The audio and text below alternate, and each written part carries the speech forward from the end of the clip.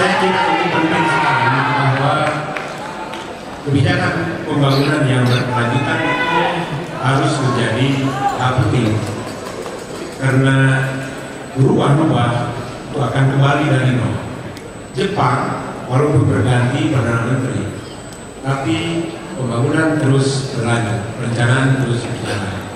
Kita sering ganti pemimpin, ganti kebijakan, ganti sistem, dan ganti teori. Saya kira ini barangkali catatan penting saya kira kepada rekan-rekan perlu agar sabar sedikit, karena kita menganut politik santun. Ini kan forum demokrat, ya didengar santai dan tidak katakan. Saya kira itu.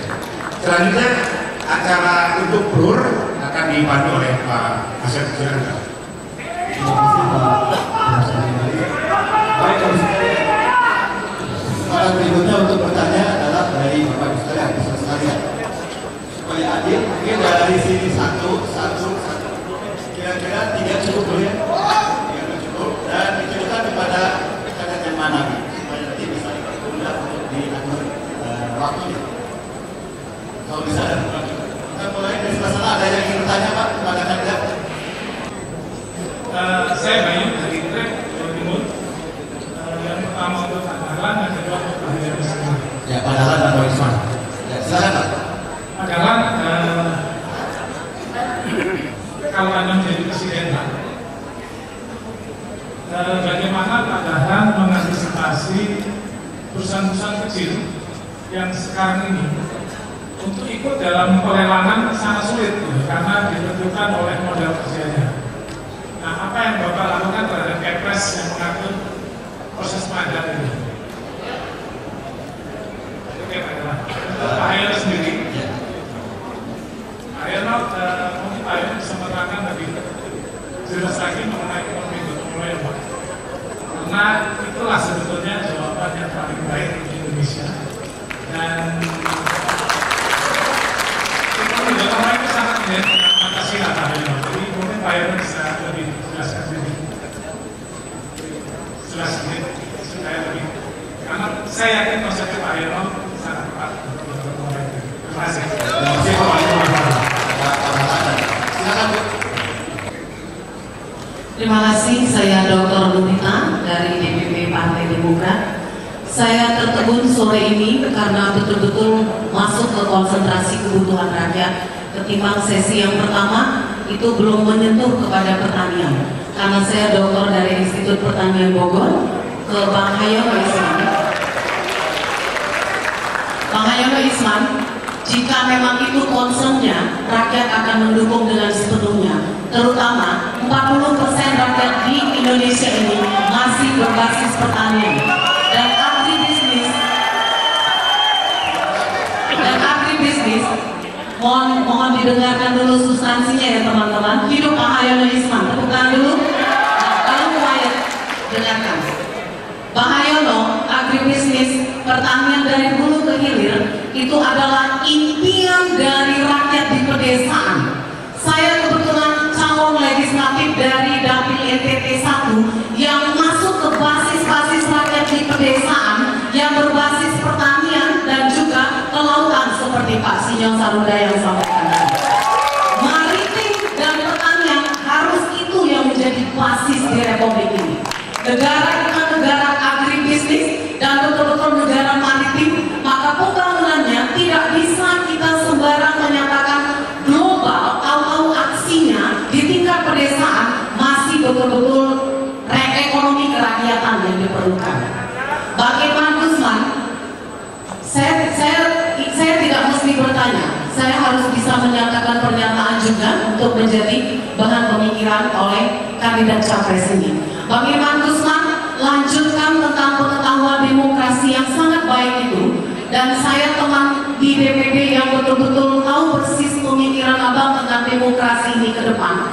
Maka kalau tadi saya dengar kita mau masuk ke demokrasi menengah, karena itu bukan tujuan, itu adalah hal yang mesti dilakukan di saat mendatang. Concern saja untuk membangun itu ke waktu ke depan, niscaya pasti abang akan mendapat simpati yang luar biasa. Terima kasih, bravo Capres Partai Demokrat kali ini. Bismillahirrahmanirrahim. Assalamualaikum warahmatullahi wabarakatuh.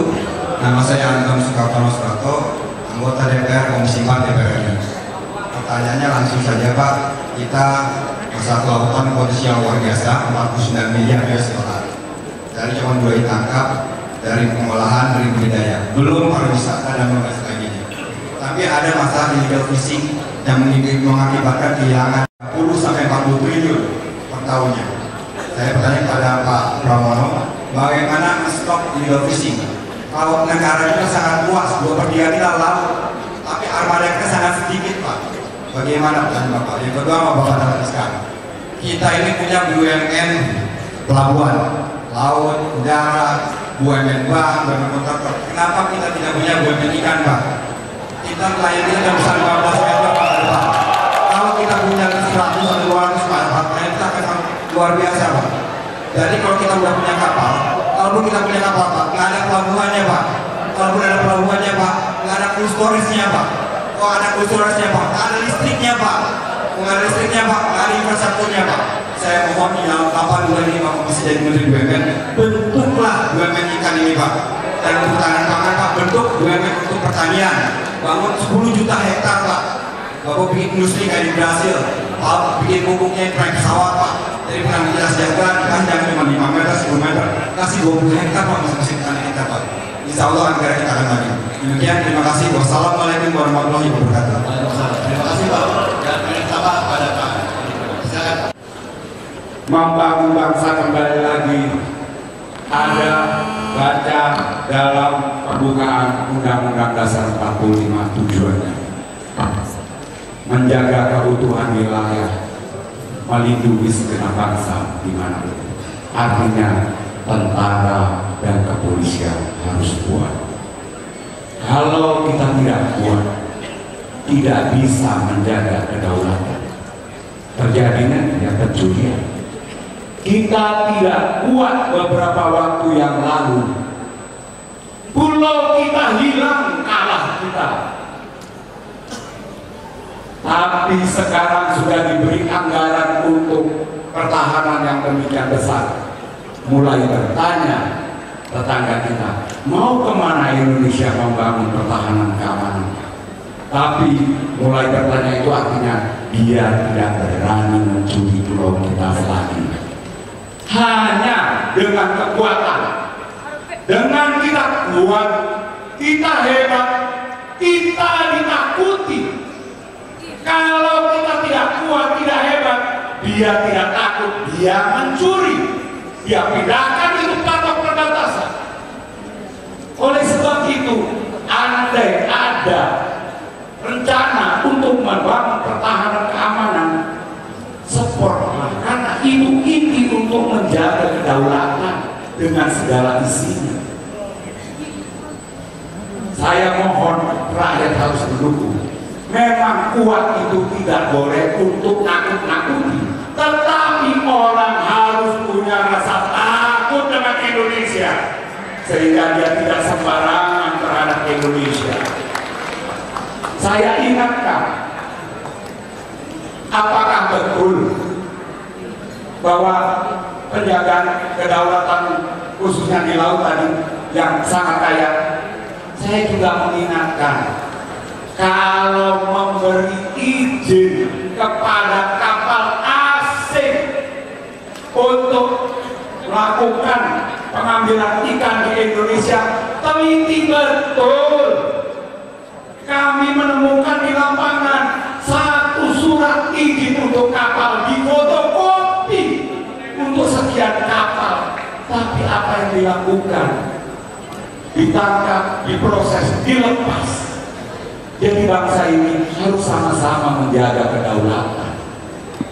Bukan hanya angkatan laut, bukan hanya kepolisian, tetapi mulai ke hakim.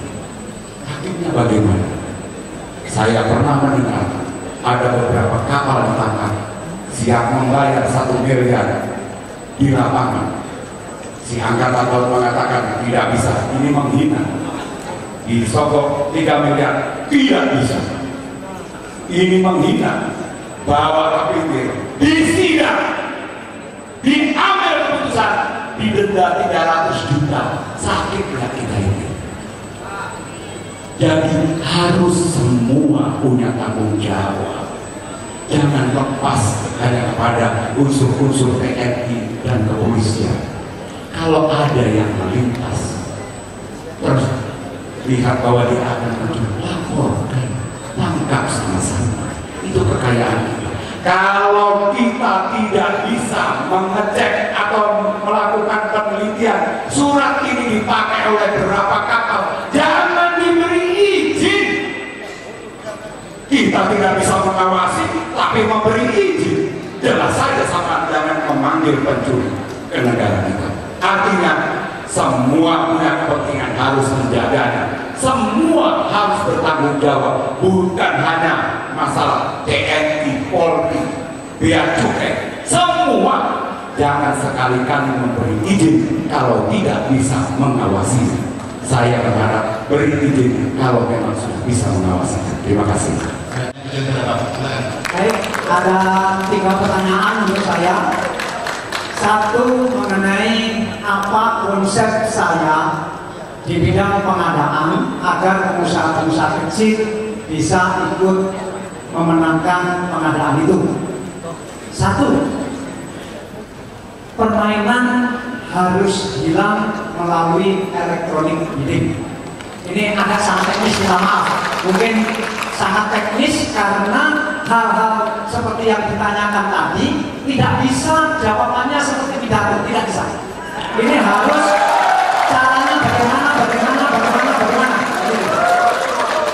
Yang kedua, saya akan mengubah sistem TKDN. TKDN itu persyaratan komponen dalam negeri. Sekarang ini pengadaan dengan sistem TKDN itu hanya berdasarkan persentase. TKDN harus 15%, harus 20%, harus 30%, harus 40%. Ini harus ubah. TKDN harus berdasarkan item. Minta maaf sekali lagi, ini sangat teknis, tetapi memang kalau mau kerja ya begini. Misalnya begini, per item itu item apa yang sudah bisa dibuat dalam negeri dan akan bisa dibuat dalam negeri itu harus masuk TKDN. Tidak boleh sekedar persentase. Banyak proyek, ini TKDN-nya sudah mencapai 40%. Kelihatannya kita bangga. Tapi ternyata di dalamnya itu tanah, kemudian bangunan. Menurut saya itu tidak mendorong negara ini maju. Tidak seperti yang diinginkan Pak Tino, manusia unggul, tidak bisa. Karena iklimnya tidak menciptakan manusia unggul. Ini yang harus dilakukan. Ini konsep pengadaan seperti ini. Di bidang kelautan, Bapak Anggota DPR Komisi 4, BUMN di masa lalu, zaman dulu, itu mempunyai belasan perusahaan perikanan. Belasan. Semuanya bangkrut. Dan mengalami kesulitan luar biasa. Nah, ini yang dalam 2 tahun terakhir mulai saya bangkitkan. Tentu dimulai satu persatu. Sekarang Sorong sudah untung, Ambon sudah untung,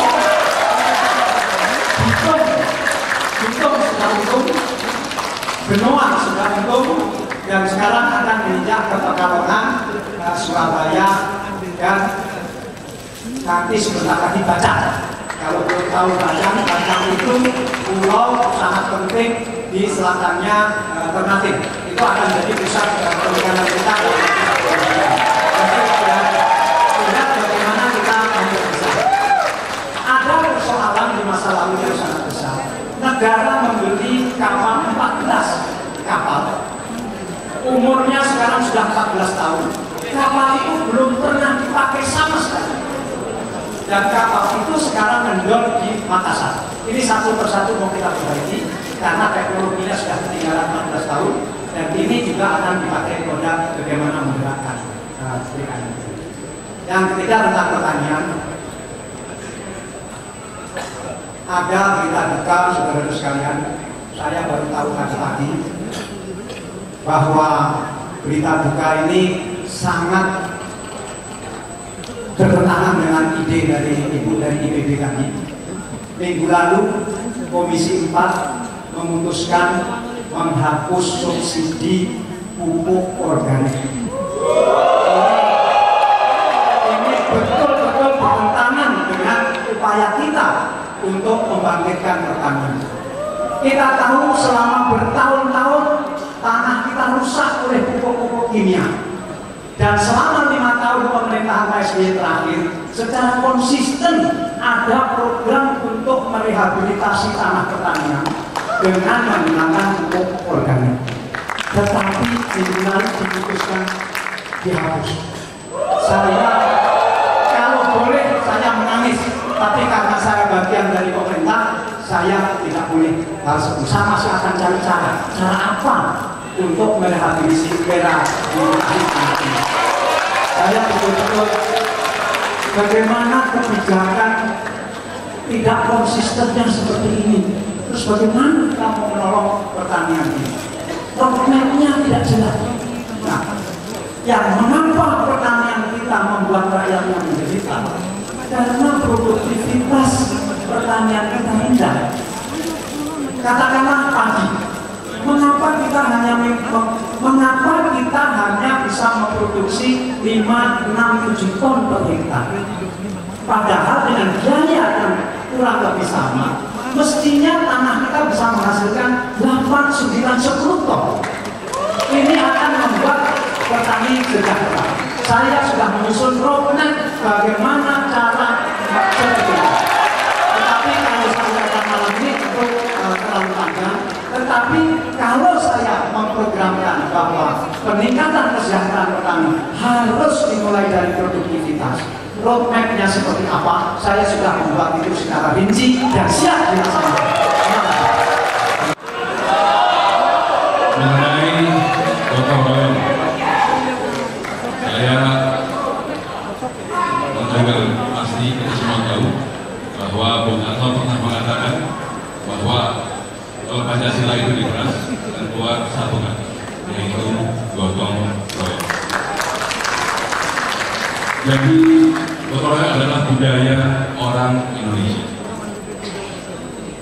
Saya sangat yakin dengan gotong royong kita tidak hanya mampu mengatasi masalah kita sebagai bangsa, tapi juga kita akan mampu membawa bangsa kita menjadi bangsa yang besar tidak kalah dengan bangsa yang besar. Nah, oleh karena itu saya belum berani mengatakan ekonomi gotong royong karena belum ada istilah ekonomi gotong royong. Saya cari profesor padanan kata gotong royong dalam bahasa Inggris, tidak ada. Ini adalah khas Indonesia. Oleh karena itu, kalau kita mau membangun ekonomi kita, berbasislah kepada budaya Indonesia, berbasislah kepada gotong royong. Sehingga dengan demikian, gotong royong yang selama ini berada di tingkat komunitas, ini perlu diangkat ke tingkat ekonomi. Caranya bagaimana? Saya pikir kita semua sepakat bahwa gotong royong adalah tidak hanya saling membantu, saling mendukung, tapi saling memperkuat di antara kita. Yang kaya membantu yang belum kaya, yang sama-sama mampu bagaimana membangun yang tidak mampu, yang miskin jangan ragu meminta kepada yang kaya. Inilah esensi gotong royong. Pertanyaannya adalah, apakah ini bisa diangkat ke ekonomi? Menurut saya, paling tidak dalam semangat, paling tidak itu bisa kita upayakan. Pertanyaannya, mau atau tidak? Nah, mengenai pertanyaan Ibu Rita, saya terima kasih karena kalau kita mau belajar dari Jepang, Korea Selatan, maka yang diperkuat lebih dahulu, bahkan Amerika Serikat, pertaniannya yang diperkuat. Saya melihat bagaimana pemerintah Amerika menugaskan perwakilannya di Jakarta untuk mengamankan kedelai yang impor dari Amerika. Itu juga serius. Bagaimana dia serius memperjuangkan kepentingan petani. Kita memang masih impor kedelai, tapi dengan kopi dan petani sepakat bahwa harga kedelai itu harus di level 7.500 Sehingga apa? Petani kedelai mau menanam kedelai. Ini penting karena nanti kalau kita sepakat bahwa yang benahi adalah di hulunya, itu berarti subsidi harga itu diminta oleh petani. Subsidi harga, yang lainnya percaya petani kita mampu mengadakan modal, mengadakan lahan, dia mampu. Yang itu adalah subsidi harga. Dan ini menurut saya secara realistis bisa dipertanggungjawabkan. Jadi pertanian sekali lagi adalah fondasi dari industri yang lain. Kemudian cukup. Terima kasih.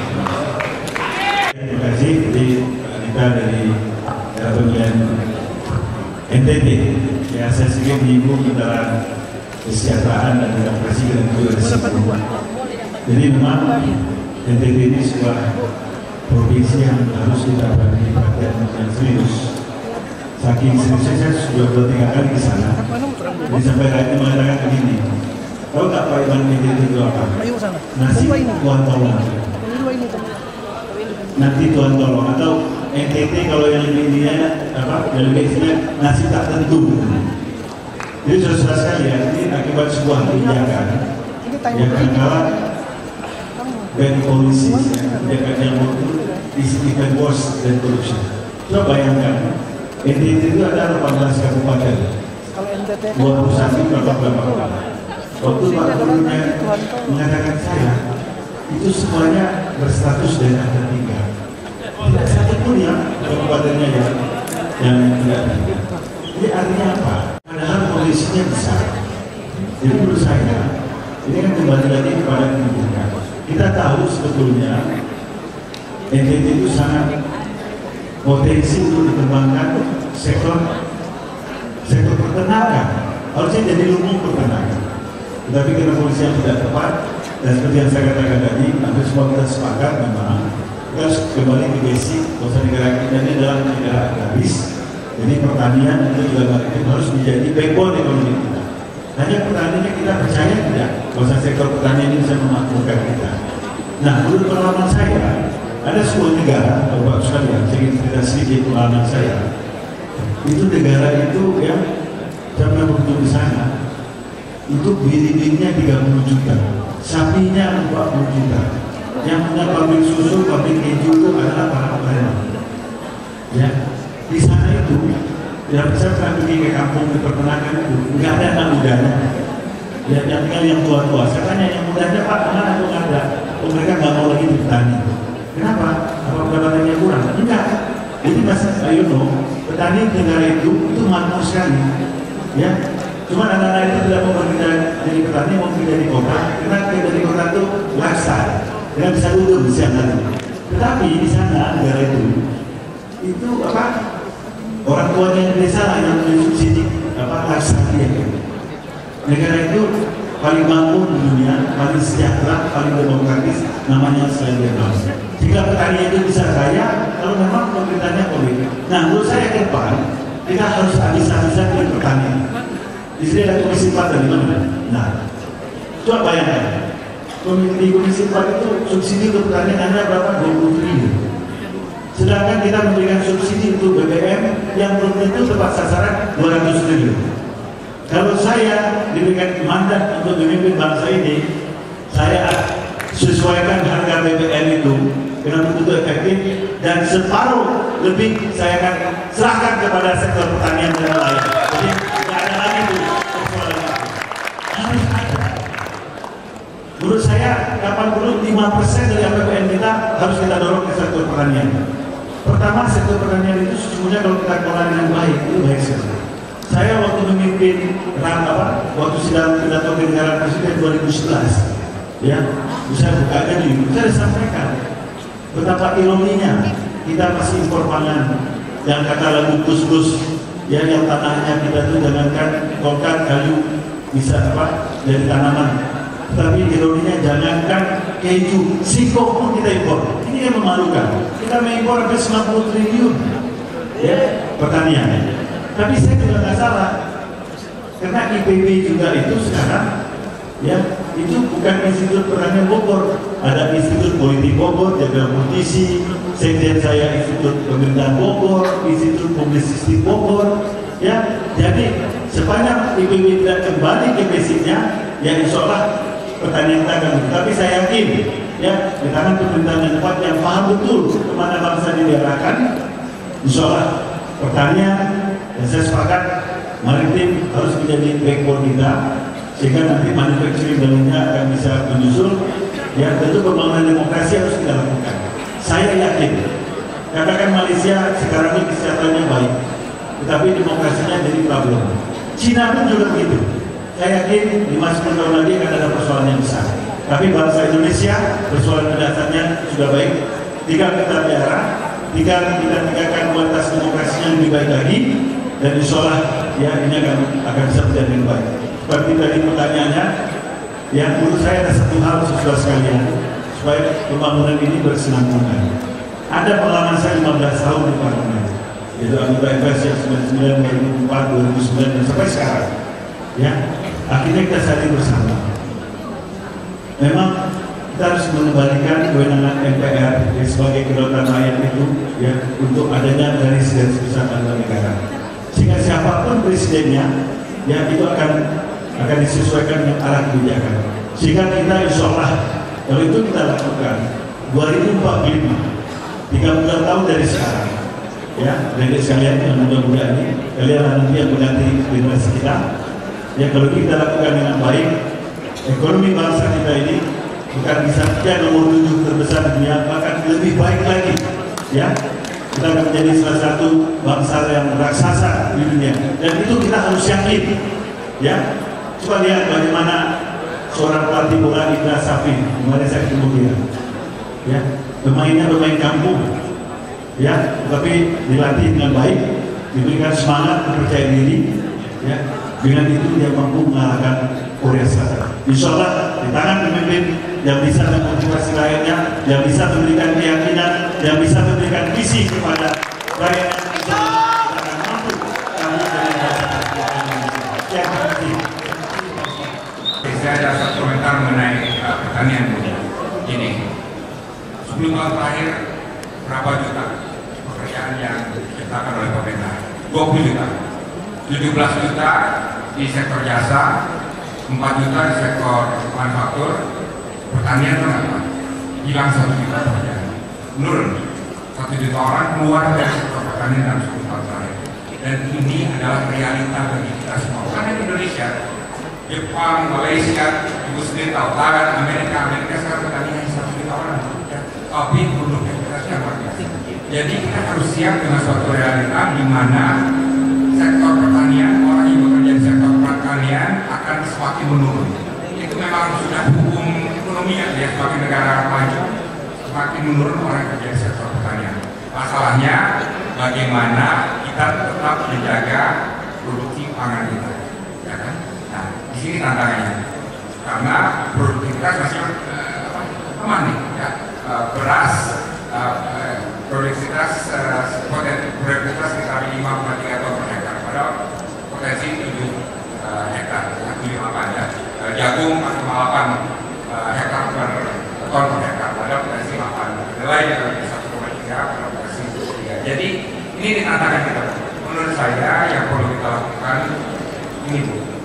Sebagian besar dari petani kita itu adalah petani dengan lahan kecil. Kan rata-ratanya 0,8 hektar, ya kan ya. 0,5 ya, dan ini jumlahnya jauh di atas 90% dari para petani kita. Solusinya itu apa? Solusinya itu adalah petani-petani dengan lahan kecil ini bisa nggak mereka membentuk aglomerasi? Jadi taruhlah 100 orang yang punya 1 hektar atau 5 hektar gabung, dan kemudian mereka mengolahnya sama-sama, membuat suatu bisnis model. Dan dengan itu mereka bisa meningkatkan produktivitas secara drastis. Jadi saya katakan begitu kenapa, Bu? Karena kalau kita lihat dari pertumbuhan pendapatan rakyat Indonesia yang 12% termiskin itu flat nih selama beberapa tahun. Baru setelah itu meningkat dan meningkat. Mobilitas kelas menengah dan kelas atas jauh meningkat. sertifikat. Tapi yang di bawah 12,5% ifrat. Dan ini banyak yang sektor pertanian, orang yang punya ladang hanya setengah hektar atau 0,8 hektar, dan dia hanya bertani untuk dirinya sendiri, bukan untuk tiga orang. Jadi menurut saya perlu dibujuk atau didorong untuk bisnis model yang lebih besar, aglomerasi dari lahan-lahan yang kecil. Tapi ada satu yang menarik, saya baru dari Sinabung kemarin, menjadi relawan PMI, dan saya berdiskusi dengan masyarakat petani. Ada satu hal yang menarik yang saya catat, yaitu semua petani di Sinabung yang punya ladang kecil, ya, 1 hektar, 1,5 hektar, itu ternyata tidak punya rekening bank nih, tidak terbiasa menabung, ya. Sehingga apa? Ketika ada debu, ya, asap, ya, rumah hancur, ladang hancur, mereka jadi pengungsi, hidupnya hancur semua. Dan semuanya saya tanya, nggak ada punya rekening bank. Jadi terus saya jadi presiden, ya, saya akan bukan hanya meningkatkan produktivitas dari para petani kita, tapi melancarkan suatu kampanye nasional agar para petani kita belajar menabung. Karena kalau mereka menabung, ya, kalau 1 juta sebulan, setelah jadi 12 juta, uang ini bisa dijadikan untuk investasi, apalagi bisa untuk membiayai anak-anaknya sekolah dan kuliah. Jadi kita akan terima kasih. Ya, terima kasih. Selamat malam buat kita semuanya di sini. Saya mahasiswa dari UNAI, Fakultas Keguruan Ilmu dan Pendidikan Matematika. Pertanyaan saya buat para bapak di sini, kan kepala daerah dan juga kepala pemerintahan itu dipilih oleh rakyat, ya. Nah, sekarang saya berlatar belakang seorang petani. Nah, saya pernah tinggal di Pekanbaru, saya bekerja di perkebunan kelapa sawit. Nah, kebanyakan area itu dikuasai oleh perusahaan-perusahaan. Jadi pengembangan untuk petani rakyat itu sangat minim sekali. Saya berpikir bahwa ada permainan di antara kepala daerah dengan apa? Perusahaan. Nah, padahal yang memilih mereka itu bukan perusahaan, adalah suara rakyat. Bagaimana tanggapan Bapak dalam hal ini?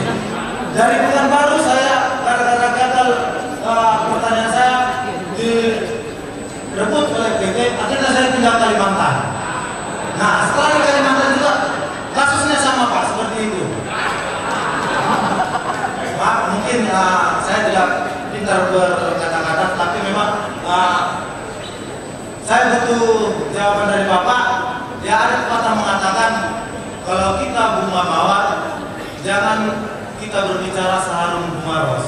Jadi saya harap pertanyaan secara singkat saja. Ya, ada yang ingin jawab dulu. Dek. Pertanyaan itu tidak ada, itu jawab. Pertanyaannya begini, bagaimana tanggapan Bapak untuk menghadapi para perusahaan-perusahaan yang ada di Indonesia, bukan hanya perusahaan milik Indonesia, tapi Malaysia, ya. Malaysia juga menguasai area kelapa sawit di Kalimantan. Ya. Jadi ada usaha-usaha yang menguasai lahan sawit di sana, sehingga masyarakat terpinggirkan, usaha kecil juga tidak bisa tumbuh di sana. Nah, bagaimana kebijakan Bapak sekalian kalau seandainya presiden untuk mengatasi persoalan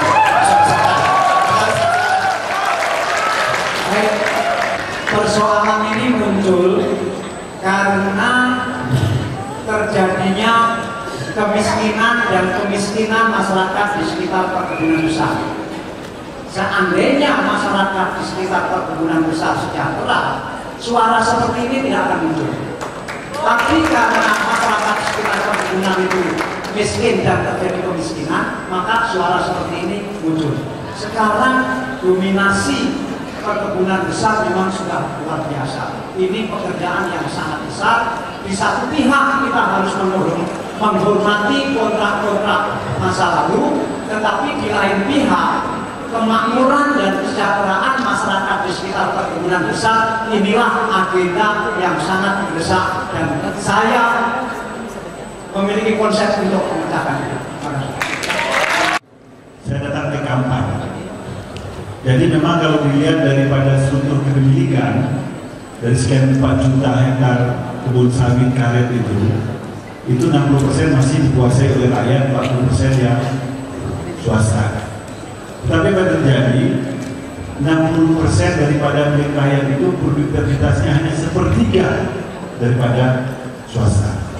Jadi menurut saya, pertama kita harus meningkatkan manajemen daripada yang dimiliki oleh yang rakyat tersebut. Ya, ini saya ingin menjabarkan yang di Pekanbaru. Tetapi secara keseluruhan, memang betul ya dominasi dari 10 perusahaan itu menguasai ya hampir 60% perkebunan, khususnya kelapa sawit. Menurut saya itu tidak boleh terjadi. Kalau saya diamanatkan jadi presiden, itu harus diredistribusi kepada masyarakat. Tidak boleh satu orang menguasai 1 juta hektar. Tidak boleh satu perusahaan menguasai 500.000 hektar. Ya, harus kita melakukan perjanjian ulang.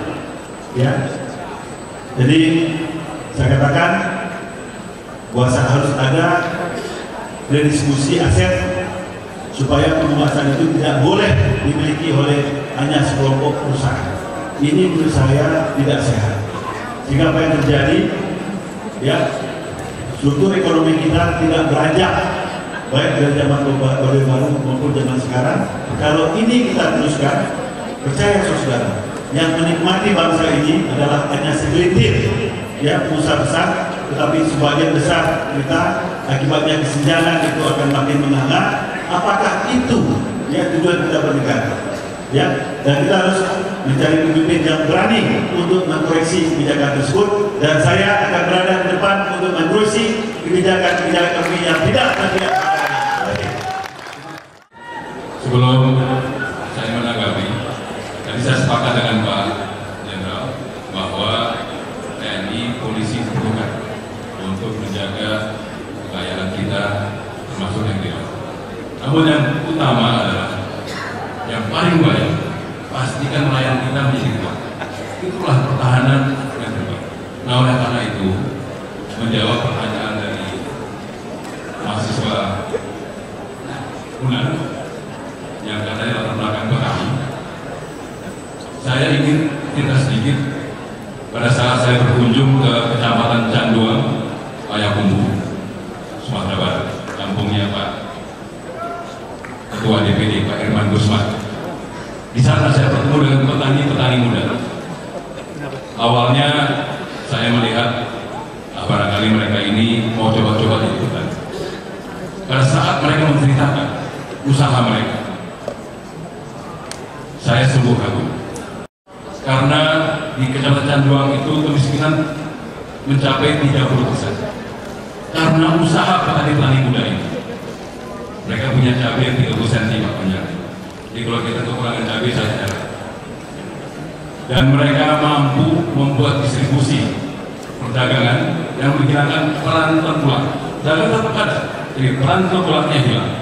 Sehingga kemiskinan yang 30% itu menjadi 0% karena petani-petani muda. Luar biasa. Dan pengambilannya juga luar biasa. Waktu ketemu saya, rambutnya ya seperti anak-anak muda zaman sekarang, naik ke atas, sepatunya sepatu cats, tapi kerjanya 10 jam 1 hari. Mereka pekerja, mereka mampu dengan petani menghilangkan kemiskinan. Yang saya sedih adalah sekali waktu kita akan hancurkan barang. Nah, saya himbau kepada mahasiswa, bangunlah kekuatan melalui sosial media, bagaimana melindungi mereka, bagaimana melindungi mereka ini. Seperti kalian membela Prita di masa yang lalu, belalah petani-petani muda. Karena saya ingin jelaskan, karena demokrasi kita tidak bisa dilepas daripada modal. Siapa yang memodali calon bupati? Jelas petani tidak mampu membantu calon bupati. Siapa yang mampu? Tengkulak. Mereka lah yang mampu membantu calon bupati. Nah, oleh karena itu saya tidak mengatakan tidak berpikir buruk kepada tengkulak atau pengusaha manapun. Tapi bupati kita karena berhutang budi dengan yang bersangkutan bukan mustahil dia akan mementingkan kepentingan pemberi modal. Ini demokrasi dari sisi gelap. Oleh karena itu, rakyat harus kuat, petani harus kuat, dan petani harus sejahtera. Sekali waktu petanilah yang akan mendukung calon bupati. Itu harus terjadi. Nah, sehingga dengan demikian, saya himbau ya, karena kalau kita bicara pertanian, perikanan, itu 40% tenaga kerja baru akan terwujud kalau kita membangun pertanian dan perikanan. 40% di tengah-tengah bangsa kita menghadapi demografi bonus yang luar biasa. Jadi sekali lagi ini penting, saya mohon dipahami oleh masyarakat kota, marilah kita perkuat petani, nelayan kita, peternak kita dengan kita bergotong royong dengan memberikan subsidi harga kepada mereka. Terima kasih. Terima kasih. Tadi sudah disampaikan bagaimana ada ketidakadilan bahwa penguasaan lahan oleh perusahaan besar. Tetapi harus dipelajari, ini terjadinya pada saat kepemimpinan sekarang atau sebelumnya. Oleh sebab itu yang harus dipelajari aturan yang berlaku bagaimana. Saya justru mengingatkan kepada rakyat pemilih. Oleh sebab itu jangan sembarangan pilih orang yang membagi uang. Pilih orang yang betul-betul punya perhatian kepada rakyatnya. Kalau hanya kita memilih seseorang yang membagi uang, kejadiannya akan begitu terus. Apakah di antara yang akan menjadi misalnya bupati, gubernur, itu semua punya uang? Belum tentu. Ada orang baik tidak punya uang. Tetapi kadang-kadang rakyat memilih siapa yang bagi uang yang dipilih. Salahnya nanti ditanggung 5 tahun ke depan. Oleh sebab itu rakyat memilih, pakailah hati memilih orang. Kalau dibagi uang terima saja, tapi dipilih belum tentu. Sekali-kali orang yang membagi uang yang tidak baik dibikin kapok, uangnya habis. Kalau memilih itu jangan lihat siapa yang membagi uang, pakai hati. Hati tidak bisa berbohong. Pilih dengan hati. Kalau memang pemimpin itu baik, tidak punya uang, dia tidak punya hutang kepada seseorang, maka dia hanya berkarya, berbuat untuk rakyat memilihnya. Pengabdian seorang pemimpin itu berangkat dan bersihan hatinya.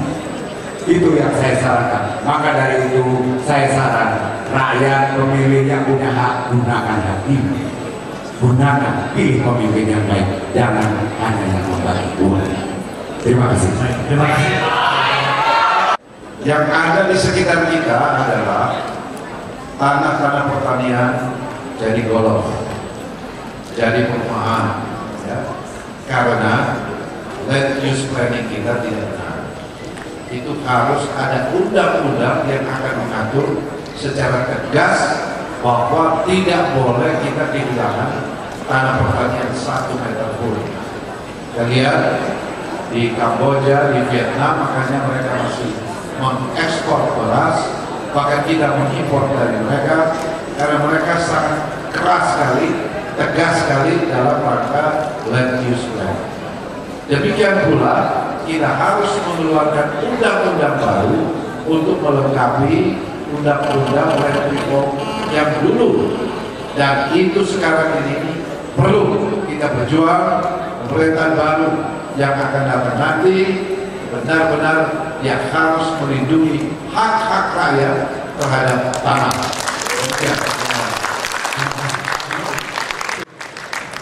Jadi sekalian, waktu memang sudah habis. Ya Pak, ini memang waktunya sudah sangat sempit Pak. Ya Pak.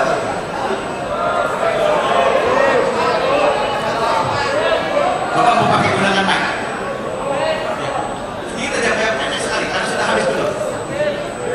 Mohon izin Pak Dalam, itu belum Pak, itu permintaan dari pemerintah. Hanya meminta berwacana pada Komisi 4 untuk proses anggaran. Berwacana belum diputuskan apapun, tidak ada penambahan, tidak ada pengurangan, dilakukan dengan arahan padan. Kita fraksi Demokrat siap mengawal sehingga pupuk subsidi untuk rakyat tetap ada untuk pertanian. Demikian, terima kasih. Jadi sekalian, 11 kandidat presiden dari Partai Demokrat sudah kita dengarkan. Visi, misi, komitmennya. Kualitasnya sudah kita uji, kualitas sudah kita buktikan bahwa mereka adalah calon-calon presiden yang sangat mumpuni untuk kita pilih nanti. Berikutnya adalah tugas kita adalah bagaimana memenangkan pilpres ini. Kerja keras, gotong royong, kebersamaan, kemitraan, jujuran, tidak ada politik uang, itu adalah merupakan cara kita untuk memenangkan di antara 11 orang kita yang kita pilih nanti. Saya kira Partai Demokrat sudah saatnya untuk betul-betul berpijak keras menawarkan kepada publik Jawa Barat, pada publik Indonesia bahwa Demokrat sudah punya kader pengganti PSBY yang sangat bisa membutuhkan, kita memang membutuhkan. Demikian sebelum kepada Profesor Bunyamin, demikian mohon maaf apabila dalam penyampaian dan dalam memenuhi karena kesalahan tidak berkenan, saya mohon maaf. Terima kasih